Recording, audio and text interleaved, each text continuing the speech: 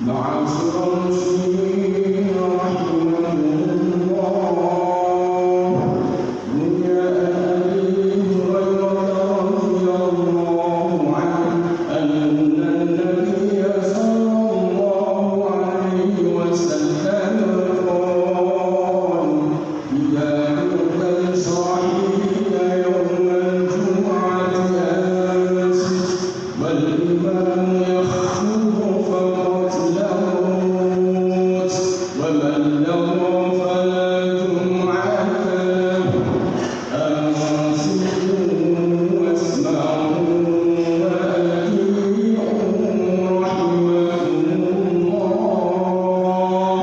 أنصتوا واسمعوا وأطيعوا رحمكم الله،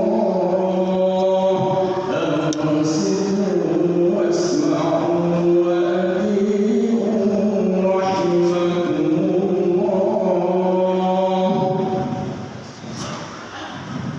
اللهم صل على محمد، اللهم صل على سيدنا محمد، اللهم صل على سيدنا محمد وعلى آل سيدنا محمد. السلام عليكم ورحمة الله وبركاته. الله أكبر، الله أكبر،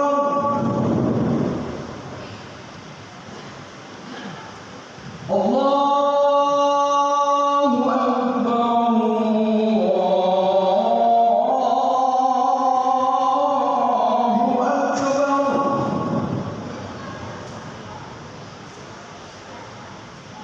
أشهد أن لا إله إلا الله،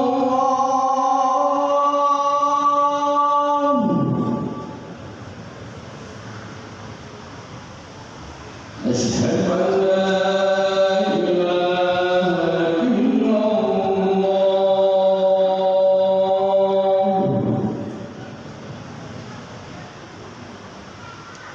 أشهد أن محمدا رسول الله،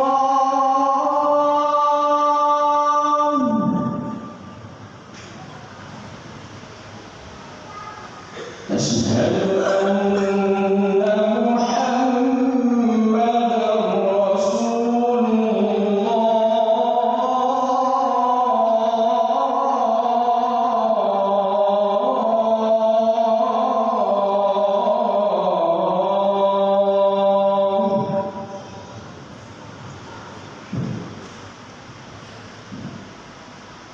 حي على الصلاة،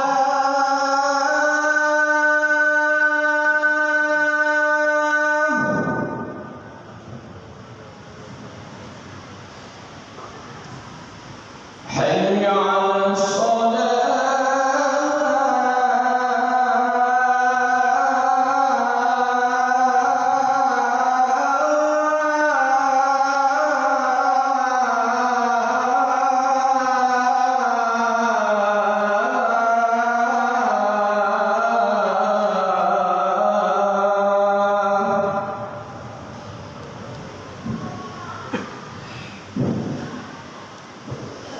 حي على الفلاح،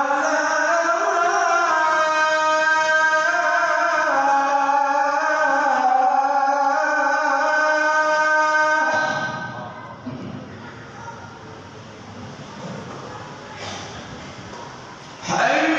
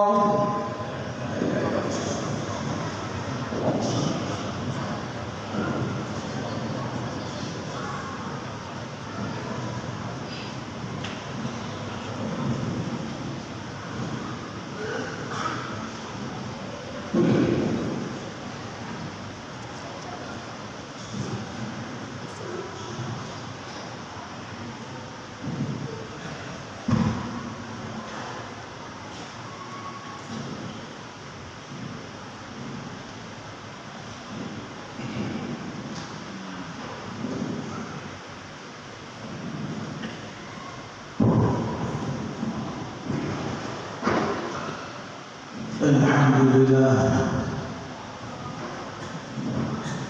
الحمد لله ذي الجلال والإكرام ذي الطول والإنعام وأشهد أن لا إله إلا الله وحده لا شريك له شهادة تشهد على نعمه التي تتوالى علينا في الليالي والأيام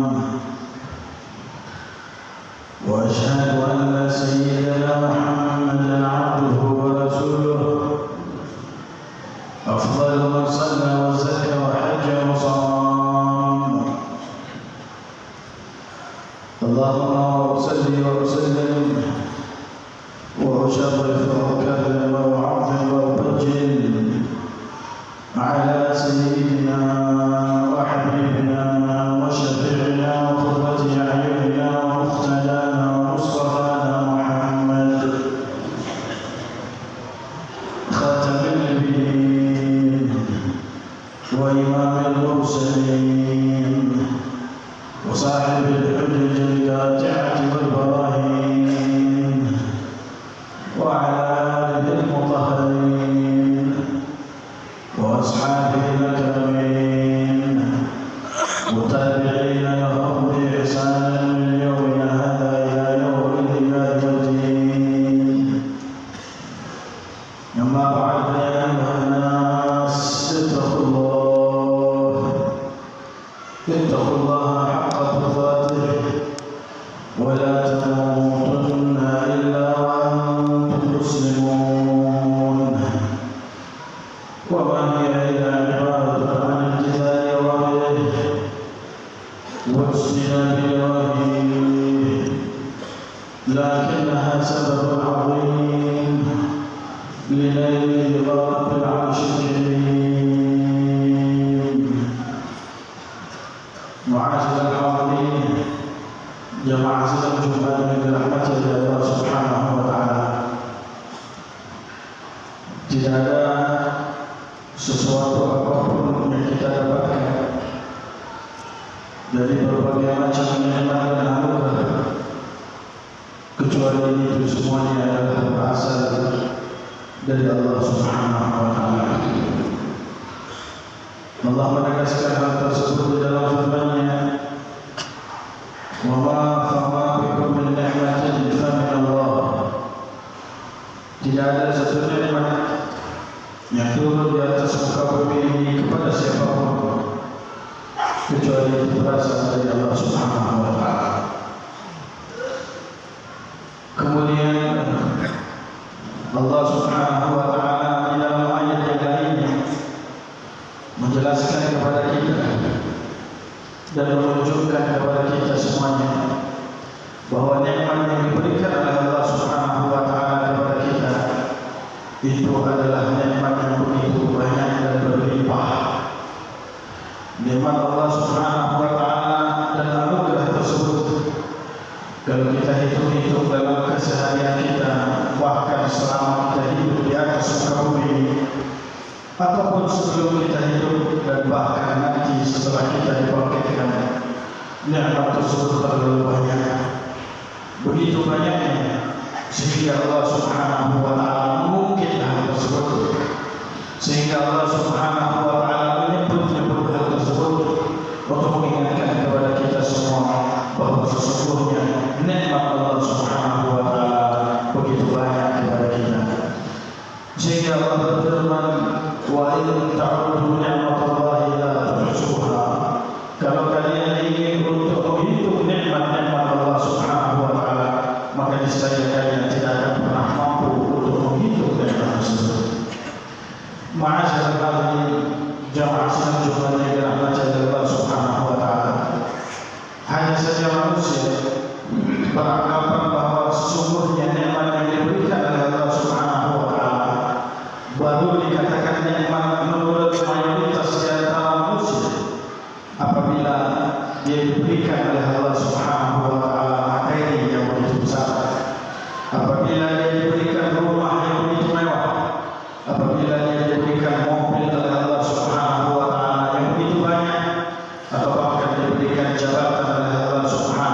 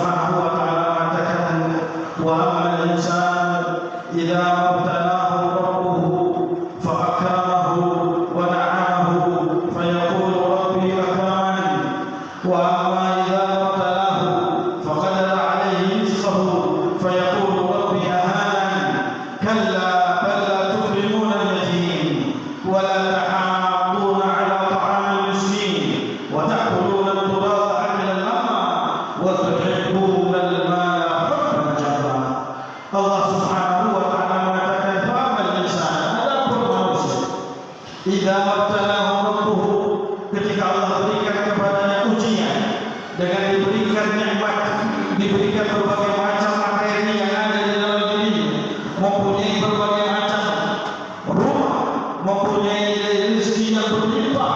Saat itu dia akan berkata, "Fayaqulu rabbi akraman," maka Allah telah memuliakan aku.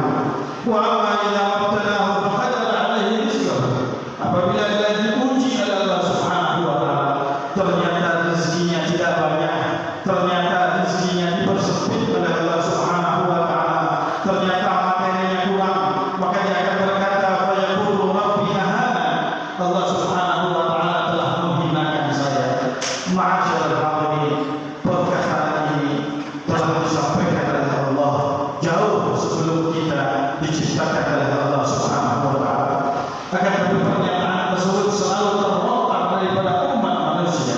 Saat itulah Allah mengatakan, "Kalla," bukan itu yang dikatakan nikmat yang diberikan oleh Allah yang menunjukkan bahwa manusia dimuliakan oleh Allah Subhanahu wa taala, yang menunjukkan bahwa dia dihinakan oleh Allah Subhanahu wa taala.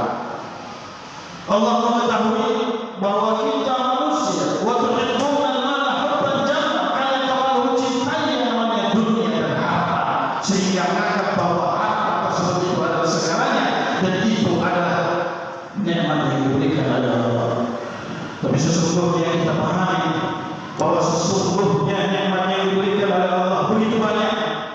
Allah mengatakan, "Kalla bal la tukrimuna al-yatim," kalian tidak memuliakan anak-anak yatim, wa la ta'abbuna 'ala ta'amil miskin, dan kalian tidak peduli untuk memberikan makanan kepada mereka orang-orang miskin, wa ta'kuluna al-turaba akalan lamma, dan kalian cinta untuk memakan harta warisan di antara kalian.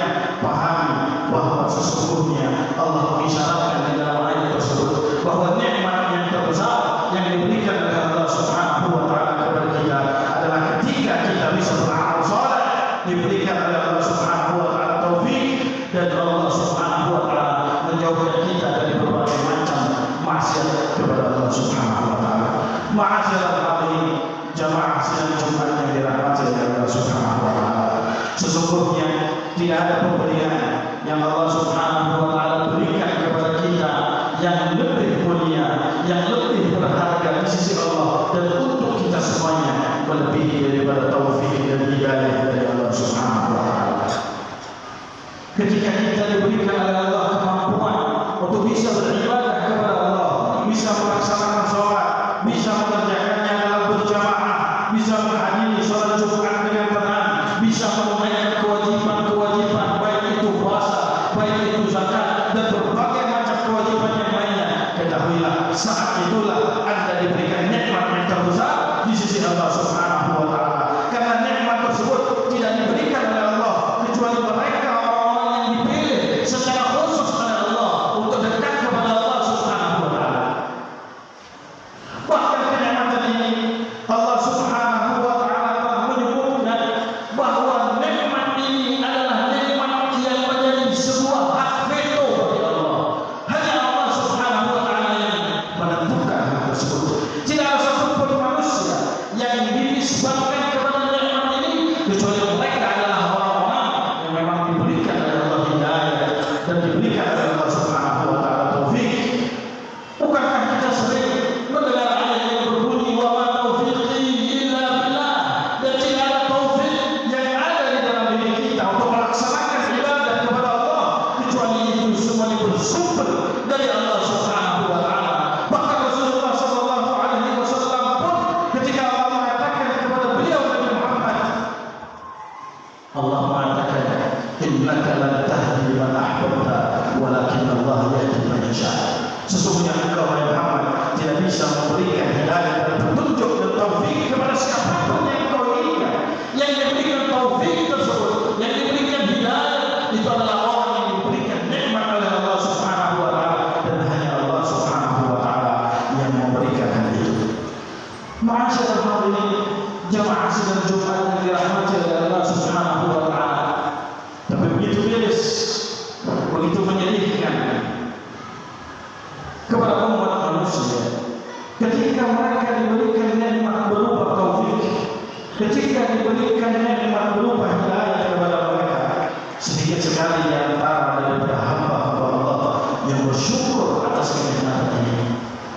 Bukankah kalau kita diberikan oleh Allah materi yang begitu banyak, tiba-tiba kita mempunyai rumah besar, tiba-tiba kita mendapat tender sehingga kita dapat uang puluhan juta, ratusan juta atau miliar, saat itu pasti kita akan sujud kepada Allah Subhanahu wa Ta'ala.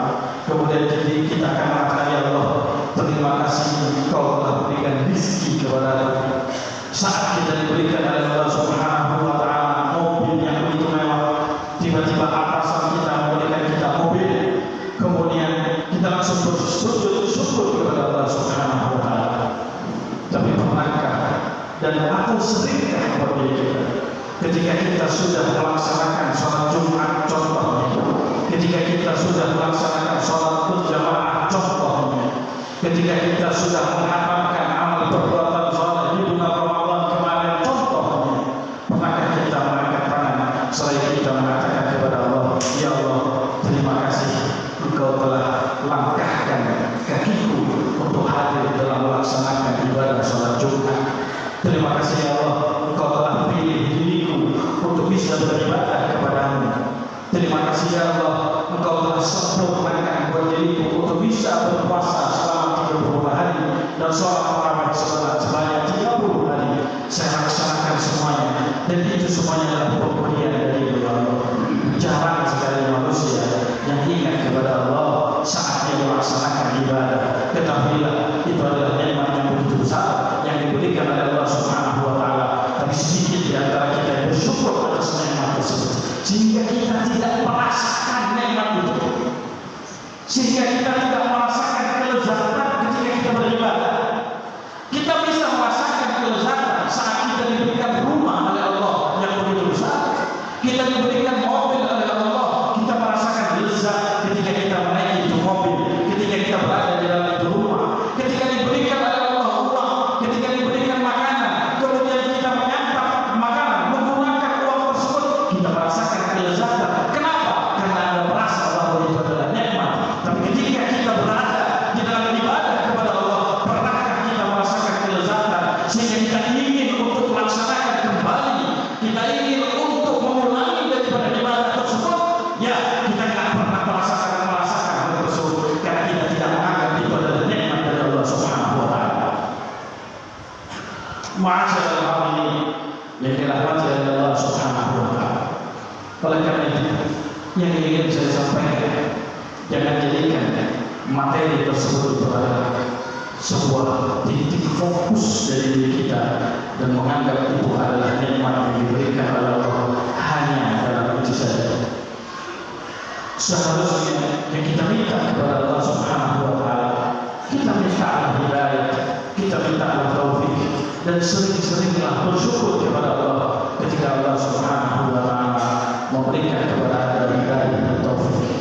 Dengan harapan ketika kita bersyukur kepada Allah dengan nikmat hidayah dan taufik, ketahuilah bahwa sesungguhnya Allah akan menambah hal tersebut sehingga kita menjadi orang yang istiqomah di dalam melaksanakan ibadah, kita menjadi orang yang istiqomah di dalam melaksanakan sholat Jumat, kita menjadi orang yang istiqomah dalam melaksanakan sholat berjamaah, kita istiqomah dalam melaksanakan puasa, kita istiqomah di dalam membaca daripada Al-Quran, karena memang kita merasakan itu adalah nikmat dan kita mensyukuri hal tersebut sehingga tidak terputus bacaan Al-Quran setelah hilang dari kita bulan suci Ramadan tersebut. Oleh karena itu, melalui ibadah yang mulia ini, mudah-mudahan kita meminta kepada Allah Subhanahu wa Ta'ala, dan tidak ada permintaan yang lebih hebat menurut para ulama, dan tidak ada anugerah yang lebih mulia menurut mereka para ulama kecuali Allah Subhanahu wa Ta'ala selalu dan senantiasa memberikan kepada kita taufik, memberikan kita hidayah. Amin amin ya rabbal alamin. A'udzubillahi minasyaitonir rajim.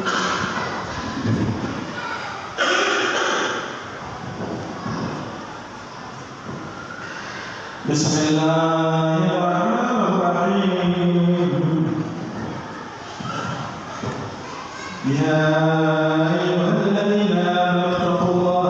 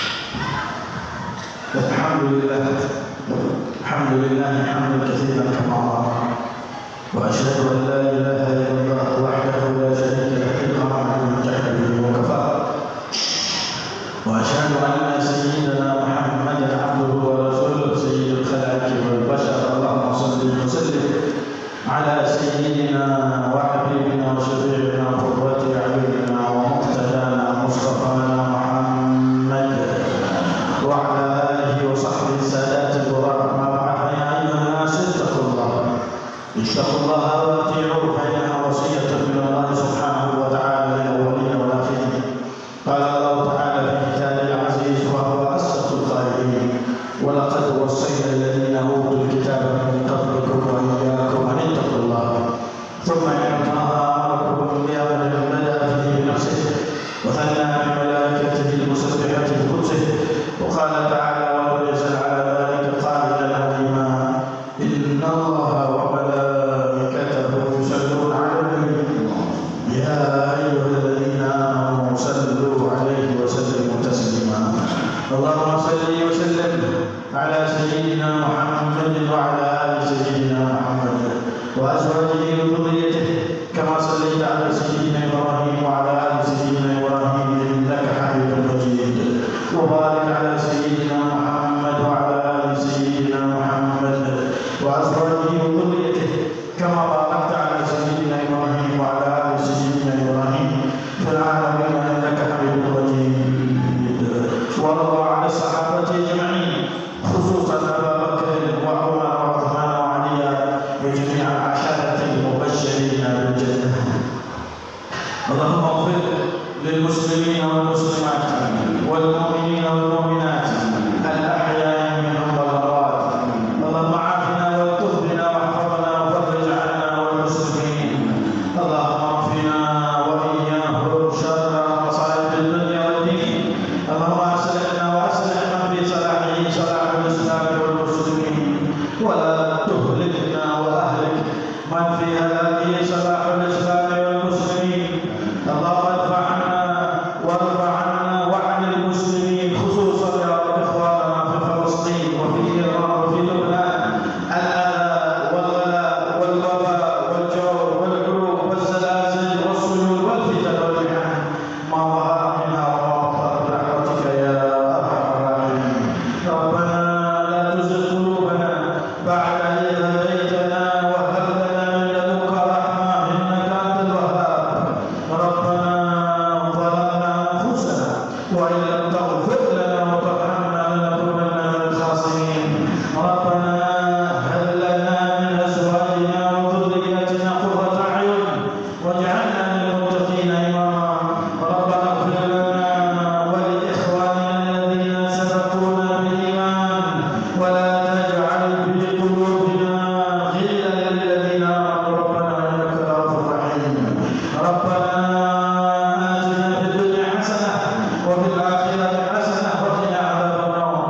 ربنا تقبل منا إنك أنت السميع العليم وتب علينا إنك أنت التواب الرحيم. عباد الله، إن الله يأمر بالعدل والإحسان وإيتاء ذي القربى وينهى عن الفحشاء والمنكر والبغي يعظكم لعلكم تذكرون. واذكروا الله العظيم يذكركم واشكروه على نعمه يزدكم ولذكر الله أكبر والله يعلم ما تصنعون. الله أكبر.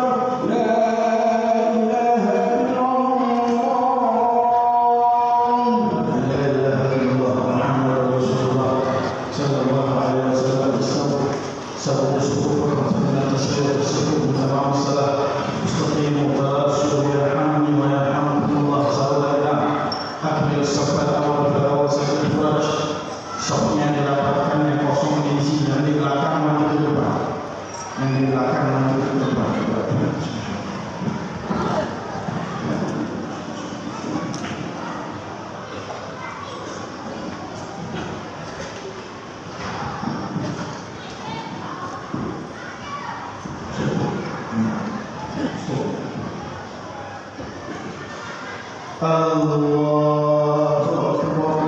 Allahu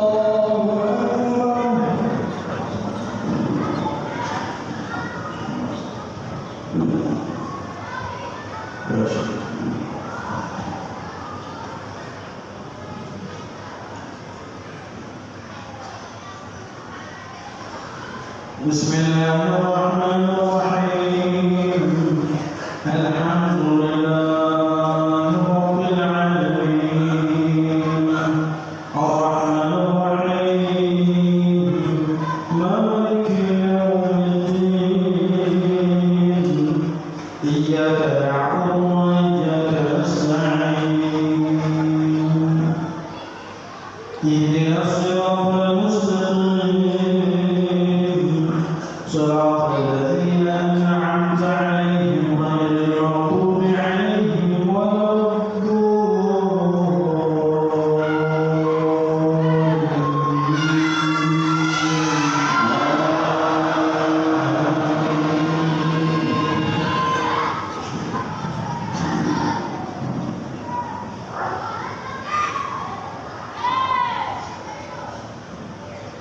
بسم الله الرحمن الرحيم.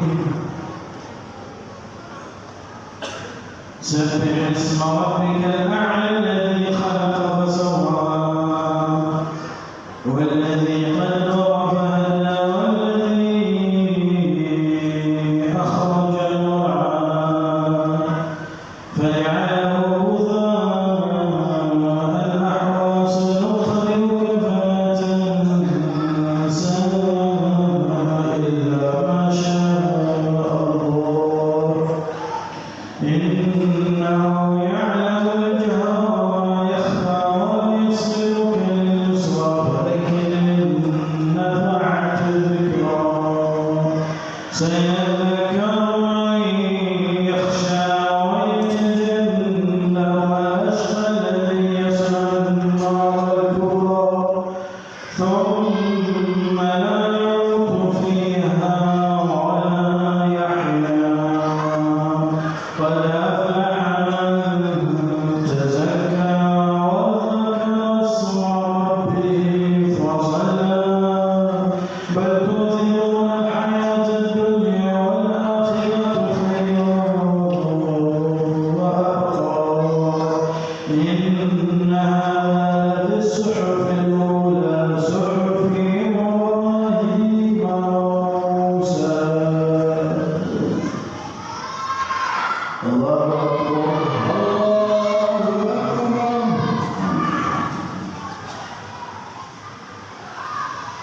سمع الله لمن حمده. ربنا ولك الحمد. الله أكبر.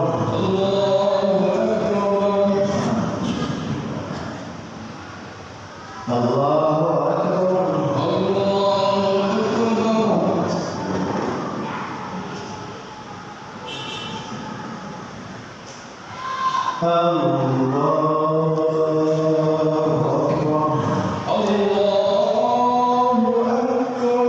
بسم الله الرحمن الرحيم. الحمد لله رب العالمين. الرحمن الرحيم. مالك يوم الدين. إياك نعبد وإياك نستعين. اهدنا الصراط المستقيم. صراط الذين أنعمت عليهم غير المغضوب عليهم ولا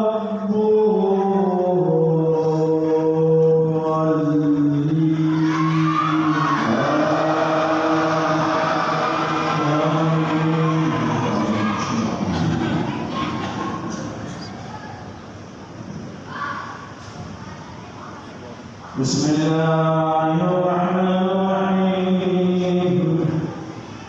هل أتاك حديث الغاشية وجوه يومئذ خاشعة عاملة ناصبة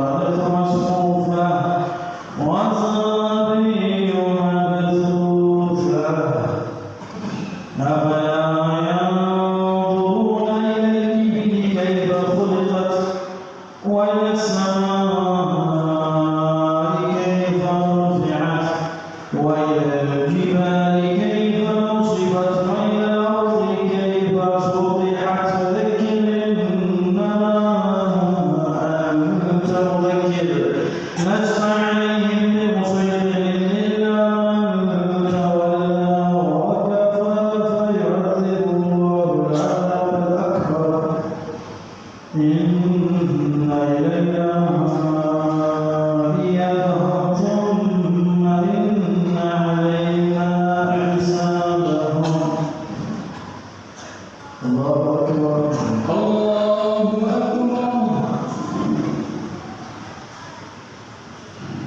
سمع الله لمن حمده ربنا ولك الحمد الله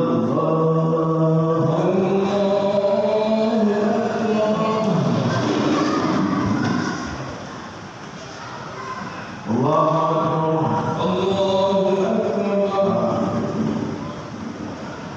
الله أكبر